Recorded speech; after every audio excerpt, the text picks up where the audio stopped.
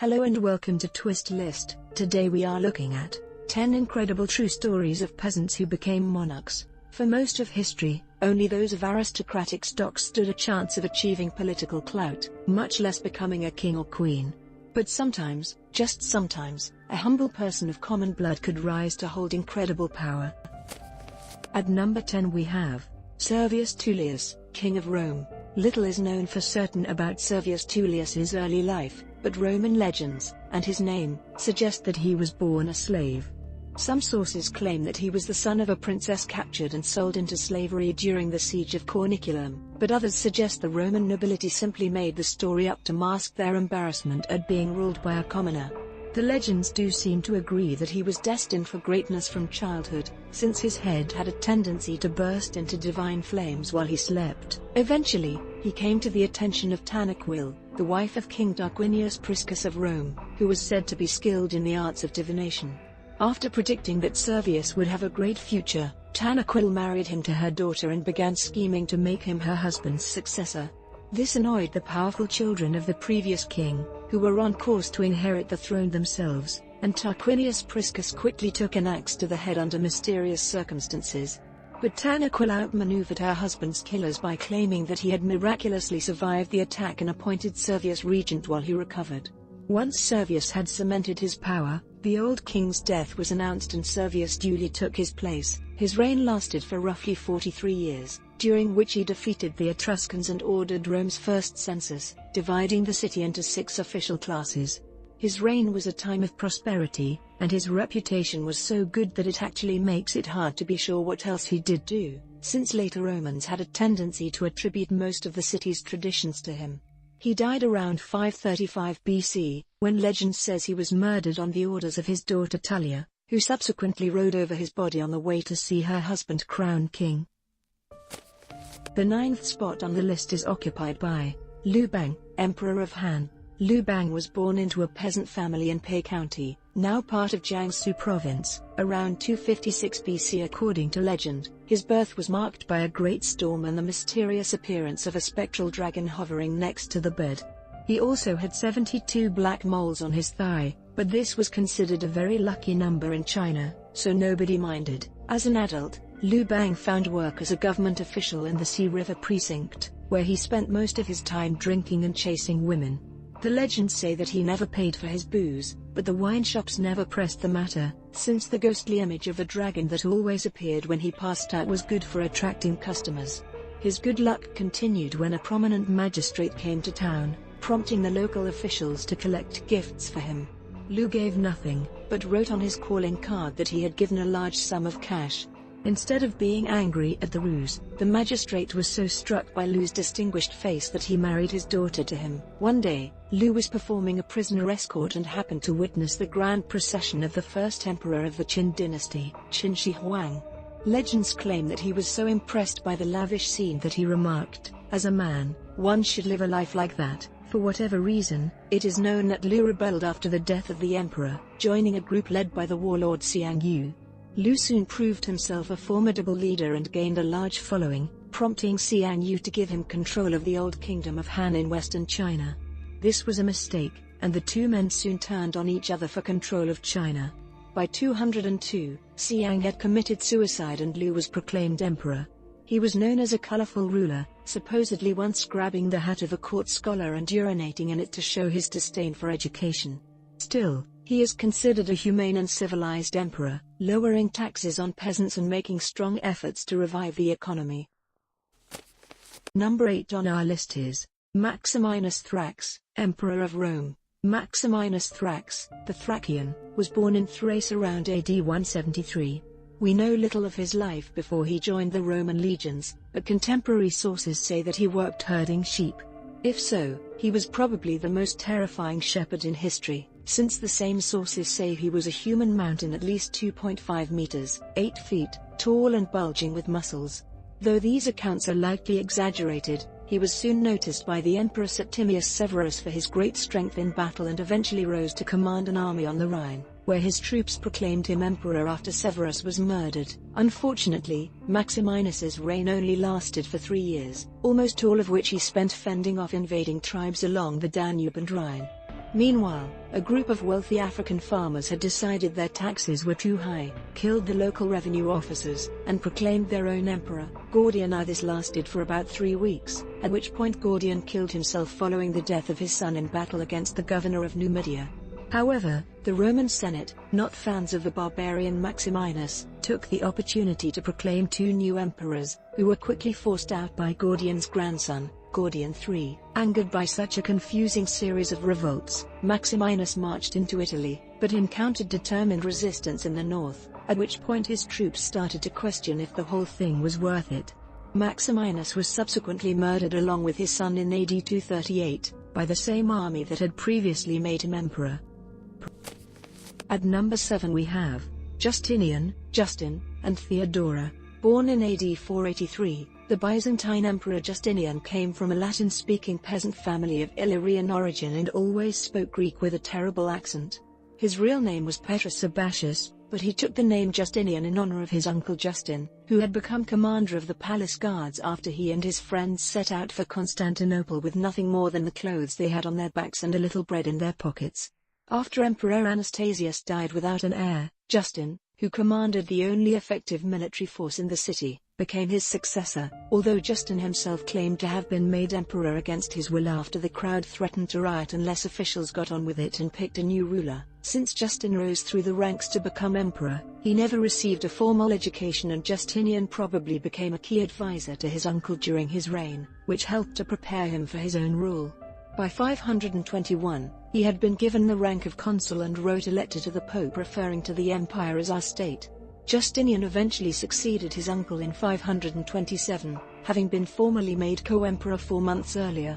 His 38-year reign would see major governmental and legal reforms, as well as campaigns to retake North Africa and parts of Italy. No less remarkable than the story of Justin and Justinian was the rise of Justinian's wife, Theodora.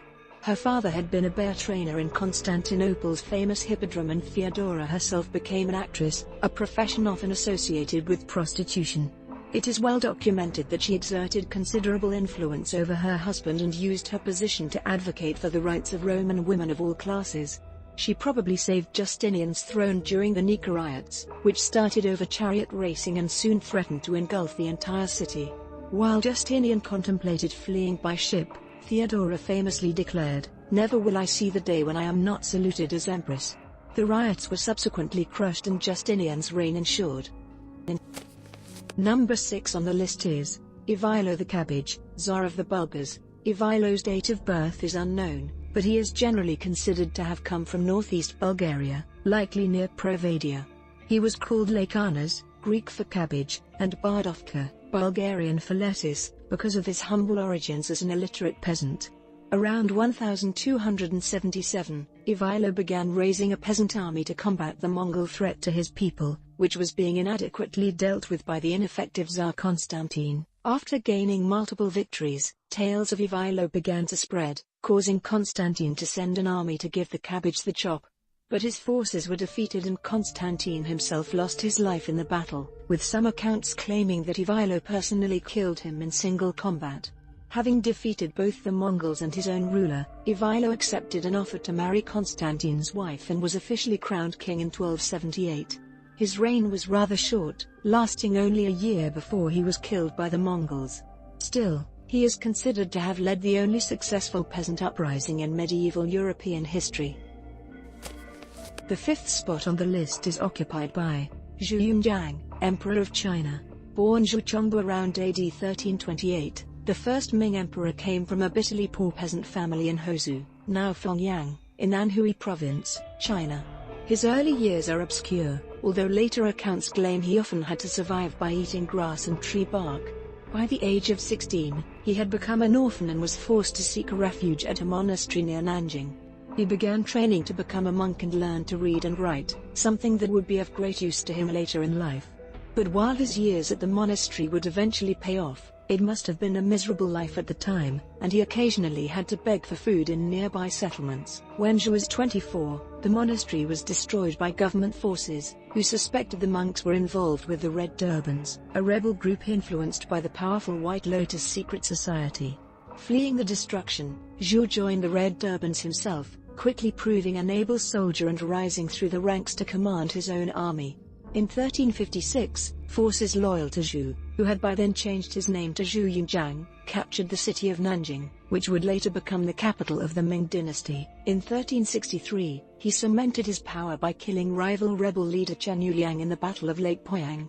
5 years later, his forces took the Yuan capital at what is now Beijing, allowing Zhu to declare himself emperor at Nanjing, founding the famed Ming dynasty.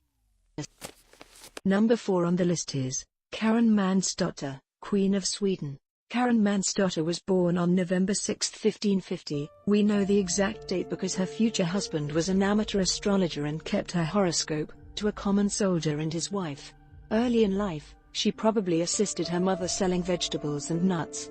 This was romanticized in stories claiming that the king was riding through the market one day when he spotted Karin and was so astonished by her beauty that he married her. In reality, she was employed as a servant by the king's favorite musician and probably met Eric XIV that way. Either way, Eric became infatuated with her, and after a period as his royal mistress, she was officially crowned Queen of Sweden in a magnificent ceremony in 1568. Unfortunately, her new husband was mentally unstable and had already alienated the nobility by murdering 2 members of the powerful Stura family. When he had his own brothers imprisoned for failing to attend his wedding, a rebellion broke out. Karin's reign as queen only lasted 87 days. After Eric was dethroned, the couple were held under house arrest for several years, until Eric was poisoned after attempting a coup to regain power. Karin was widely considered to be a calming influence on her husband and was set free after no evidence could be found of her involvement in his crimes. Due to being widely loved by the common people, she was given one of the royal estates in Finland, where she lived until her death in 1612. At the 3rd place we have Dowager Empress Cixi. Born November 29, 1835, in Beijing, China, the Dowager Empress Cixi became one of the most powerful women in Chinese history, despite her origins in a rather ordinary Manchu family. Her rise to power began at the age of 16, when she was selected to join the emperor's harem as a lowly concubine. The story goes that the emperor overheard her singing one night and was entranced enough to make her one of his favorite concubines. She became pregnant with his son in 1856, which earned her the title of Zushi, meaning Empress of the Western Palace and often written Cixi in English. When the emperor died in 1861, she became regent for her 5-year-old son, the future Emperor Tongji. She shared the regency with the former emperor's senior consort, Dowager Empress Qian, who was the mother of Tongji's brother, Prince Gong. This continued until Tongji became emperor in his own right at the age of 17. When he died without an heir 13 years later, Cixi was able to install her 3-year-old nephew as emperor, once again assuming the regency with Qian and Prince Gong. Gong was ousted by the empresses 3 years later, and Cixi became the sole ruler when Qian died in 1881, retiring to a lavish summer palace after her nephew came of age. However, she was called to assume the title of empress yet again in 1898, following the crushing defeat of the Chinese forces in the Sino-Japanese War. She remained empress until her death in 1908 and is still an enigmatic figure in Chinese history. At the 2nd spot is Mao Zedong. Born December 26, 1893, Mao Zedong ruled a quarter of the world's population for 25 years and made China one of the most powerful countries in the world. He did all this despite coming from a humble family of farmers in Shaoshan, Hunan province, who had tilled their 3-acre plot for generations. Mao did manage to attend a small village school for a few years, but by 13 he was working full-time on the farm. His path to greatness arguably came through marriage, although not in the way you would think. When he was 14, his father essentially forced him into an arranged marriage to a local girl, which Mao resolutely refused to accept. 3 years later, with the marriage still unconsummated, he left home in search of a different life, enrolling in a secondary school in Changsha. His wife later died of dysentery. Mao would eventually forge a lasting union with his 4th wife, Jiang Qing, pictured above. While he was in Changsha, the Xinhua Revolution broke out, and Mao decided to enlist in the Revolutionary Army of Sun Yat-sen's Kuomintang Party. He served with them for a short time before becoming an assistant librarian in Peking, where he developed ties to the Communist Party. By 1935, he was one of the key communist leaders and was the main strategist of the victory over the nationalists in the Civil War of 1946 to 1949, becoming the first leader of the People's Republic of China. His role was described as equivalent to that of president, with Xu Enlai serving as his prime minister. Over the course of the next 30 years, Mao would implement such economic and social programs as the Great Leap Forward of 1958 to 1962 and the Cultural Revolution of 1966 to 1976. The Great Leap Forward alone resulted in an estimated 30 million Chinese citizens dying from starvation, and the country continues to come to terms with his legacy. And finally, at number 1, Pulan Devi, the Bandit Queen. While Pulan Devi never achieved formal royal status, she was given the title of the Bandit Queen by the Indian media, and the events of her life have become the stuff of modern legend. Born to a poor family in Uttar Pradesh in 1963, she endured an incredibly difficult early life. Her father owned a small plot of land, but this barely provided for a family of 6, and Pulan endured many nights of hunger in her youth. At the age of 11, Pulan was forced into an arranged marriage to an abusive husband. Eventually, she could handle no more and escaped, walking across an area the width of Texas to return home, where her scandalized family promptly encouraged her to commit suicide. She refused, but her troubles were only just starting. Because she had left her husband, Pulan was scorned by most of the villagers, but she still ably defended her father in a court battle with her well-connected cousin, who had fraudulently acquired most of the family's land. When she was 21, she was arrested for allegedly robbing her cousin's house. While in prison, she was repeatedly beaten and raped by her jailers. Later, she was kidnapped by a group of lower caste bandits, or dacoits, who haunted the ravines of northern India.